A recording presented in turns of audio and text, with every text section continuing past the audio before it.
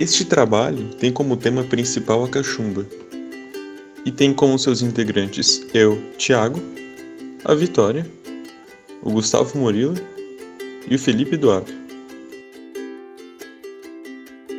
Bom, primeiro eu vou começar com uma introdução mais geral sobre o órgão que é acometido no caso dessa patologia, que seria a glândula parótida. Bom, a glândula parótida é um anexo do sistema digestório, de origem ectodérmica. É a maior das glândulas salivares e produz por volta de 30% da saliva. Fica localizada antero-inferiormente às orelhas, entre o ramo da mandíbula e o músculo esternocleidomastóide, possuindo um formato piramidal, com a ponta da pirâmide para baixo, como é possível visualizar na imagem. A parótida é composta majoritariamente por ácidos serosos e ácidos mucosos, que irão formar a saliva e, para isso, necessitam ser robustamente vascularizados. Tal papel é cumprido pelas artérias maxilares e pelas artérias temporais superficiais, enquanto que o sangue venoso vai ser drenado pela veia retromandibular. Em seguinte, o produto dessas glândulas, no caso a saliva, percorre diversos ductos que culminam numa via principal, estrutura denominada ducto de Stensen, ou ducto de Steno, que se abrirá, por fim, na cavidade própria da boca, adjacente ao segundo molar superior.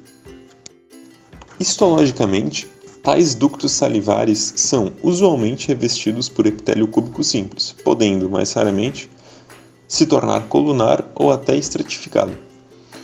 As células serosas são responsáveis pela produção de proteínas e glicoproteínas, com função enzimática ou antimicrobiana.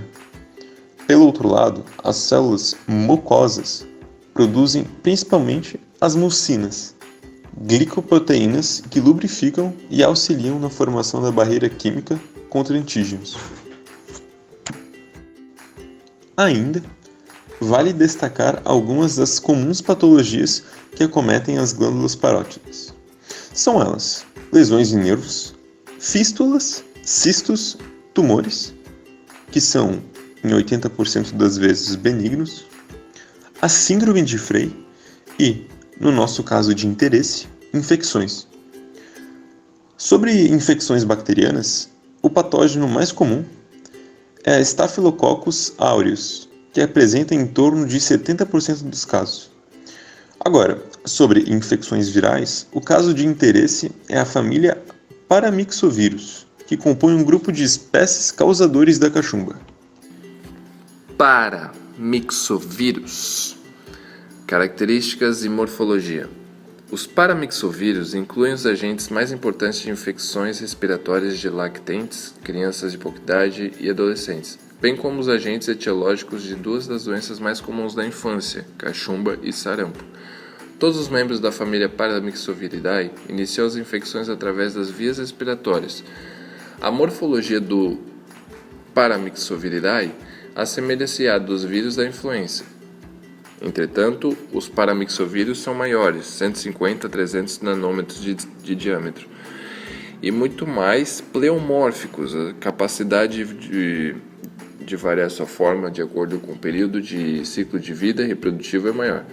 O genoma viral consiste em RNA linear de filamento único, RNA fita simples, polaridade negativa com tamanho de 16 a 20 mil bases nitrogenadas. Tem a presença de envelope não segmentado. Todos os membros do grupo do paramyxovírus são antigenicamente estáveis. E aqui algumas características da estrutura complexa da família Paramyxoviridae. RNA fita simples, polaridade negativa, possui RNA polimerase e RNA dependente, nucleocapsídeo, capsídeo de formato helicoidal e envelopados. Epidemiologia do paramyxovírus. A cachumba é uma doença bastante contagiosa que infecta somente humanos. É considerada endêmica de grandes centros, principalmente onde há grande aglomeração de pessoas, uma vez que para manter-se em circulação, o vírus precisa continuar a infectar novos hospedeiros imunologicamente suscetíveis. A disseminação da doença em uma população depende de fatores como o mecanismo de transmissão, a virulência da cepa, resposta imune do hospedeiro, distribuição geográfica, sazonalidade e o modo de controle. Sendo importante ressaltar que o vírus precisa permanecer em locais úmidos para manter o seu envelope intacto e, portanto, sua transmissibilidade. Nesse sentido, no que se confere ao vírus da cachumba, a sua transmissão ocorre através da disseminação de gotículas de aerossóis, mais especificamente da saliva. Os grupos sob risco de infecção são as pessoas não vacinadas ou com vacinação incompleta e pessoas imunocomprometidas, atingindo preferencialmente crianças e adolescentes. Esse vírus é encontrado em todo o mundo e é endêmico desde o final do inverno até o início da primavera.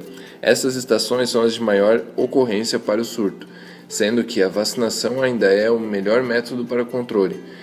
De 30% a 40% são do tipo assintomáticos. Explicitando um pouco sobre as manifestações clínicas da paroxidite. O vírus da cachumba, denominado paramyxovírus, como abordado anteriormente, tem um período de transmissibilidade que se inicia uma semana antes do aparecimento de sintomas e termina aproximadamente 8 dias após o início da sintomatologia. A principal manifestação clínica da parotidite infecciosa, popularmente conhecido como cachumba ou papeira, é o aumento das glândulas salivares. Estas que são compreendidas pelas glândulas sublinguais, submandibulares e principalmente a parótida, comumente acompanhado por alguns outros sintomas, como a febre, a cefaleia, mialgia, hiporexia e dor no processo de mastigação e ingestão de líquidos ácidos. Em alguns casos, a doença pode evoluir de forma oligossintomática, não apresentando sintomas, ou também não apresentar uma hipertrofia visível das glândulas. Isso ocorre em cerca de 30% dos casos. O paramyxovírus, anteriormente descrito pelo Gustavo, possui seu tropismo pelo sistema nervoso central. Deste modo, a patologia pode apresentar complicações secundárias, como a encefalite, seria a inflamação do parênquima encefálico, e a meningite asséptica ou estéril, que não possui vetor bacteriano. Agora, um pouco sobre as manifestações pediátricas. Em crianças menores de 5 anos, é comum a presença de sintomas de vias respiratórias. A perda neurosensorial da audição pode ser descrita em 20% dos casos. No primeiro trimestre de gestação, a infecção pode ocasionar morte fetal e abortamento. Agora falando um pouco sobre o diagnóstico da cachumba. O diagnóstico é clínico epidemiológico e o hemograma não detecta alterações, exceto nos casos de complicações quando há o aparecimento de leucocitose, seria o aumento dos níveis séricos de leucócitos. A amilase, que seria uma enzima contida na secreção salivar, poderá apresentar um aumento em níveis sanguíneos. Apesar de não serem utilizados rotineiramente devido a seu custo, alguns exames como o isolamento viral ou a reação em cadeia da polimerase em tempo real, RT-PCR, de amostras de suave bucal, saliva e líquor, podem ser utilizadas para a confirmação da doença. A sorologia deve ser realizada com amostras pareadas, sendo a primeira colhida na fase aguda da doença e a segunda 15 a 20 dias após. A elevação de títulos de IgG acima de 4 vezes confirma o diagnóstico. Porém, em indivíduos vacinados, esse aumento pode não ser observado, portanto, um teste negativo não descarta a infecção. Certo, agora eu vou falar um pouco sobre o tratamento da cachumba. A gente tem que entender que a cachumba ela é uma doença autolimitada, ou seja, o tratamento dela vai ser sintomático, só tratando os sintomas e não a doença propriamente dita. A melhor indicação para esses casos é repouso e, caso seja necessário, alguns medicamentos como analgésicos e antitérmicos. Eles poderão ser administrados, Porém, vai ter que sempre ter aquela observação para ver se não tem aparecimento de complicações futuras. Nos casos de encefalite, que o Felipe comentou, a orientação é a gente tratar o edema cerebral e manter a função vital. Já no de meningite asséptica, o tratamento também vai ser sintomático. Determinados pacientes eles também podem apresentar outros tipos de complicação, como é o caso da otite, que é a inflamação nos testículos. Para esses pacientes é necessário o repouso e o tratamento, assim como no caso da cachumba normal, porém vai ter que ter a utilização de um suspensório escrotal que é fundamental para aliviar a dor. Então, resumidamente, o tratamento da cachumba ela se baseia em minimizar os sintomas, e medidas como hidratação e uma adequação alimentar são imprescindíveis para uma boa recuperação, já que alguns alimentos eles não são bem aceitos pelos pacientes e pode causar náuseas, dor e até vômito. Ademais, a associação de uma boa higiene bucal torna o tratamento bem mais eficaz. Agora falando um pouquinho sobre a imunidade e a vacina. A vacinação é atualmente a melhor forma da prevenção dessa doença. E ela é dividida em 2 doses. A primeira dose é a tríplice viral, que é aplicada com 12 meses de idade. Essa vacina imuniza ativamente de forma artificial, não só contra a cachumba, mas também contra o sarampo e a rubéola. A eficácia da tríplice viral para o componente da cachumba é de 88% para crianças e adolescentes vacinados com as 2 doses e apenas 78% para quem foi vacinado apenas com uma dose.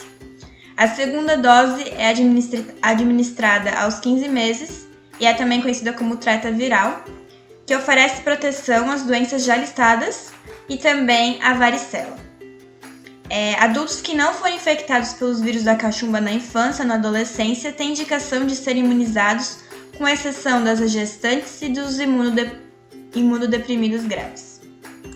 Outro fator importante é a falha vacinal, que ela é caracterizada pelo adoecimento de indivíduos que foram vacinados.